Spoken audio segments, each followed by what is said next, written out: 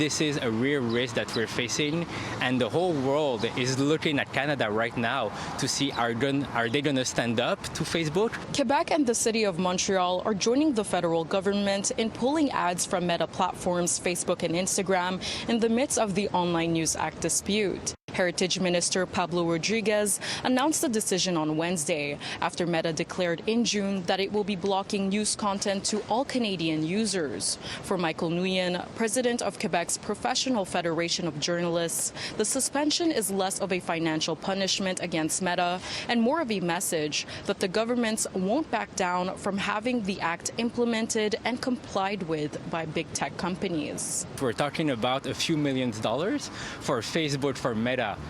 The amounts are minimal. It won't change anything financially for them, but it sends the message that every Canadian are united in this fight against Facebook, who wants to deprive Canadians of accessing news. Minister Rodriguez says the boycott will only cost Facebook and Instagram $10 million per year, a drop in the ocean compared to the $10 billion the platforms made in 2022. Quebec Premier François Legault tweeted shortly after Wednesday's announcement that it will cease all provincial government ads on Facebook until Meta resumes discussions on the application of Bill C-18, and that no company is above the law. Montreal Mayor Valérie Plante tweeted the same on behalf of the city, adding that Meta's decision to block news content is worrisome and that verified quality information is essential. For Meta, I can't imagine that the municipality of Montreal, the government of Quebec, and the government of Canada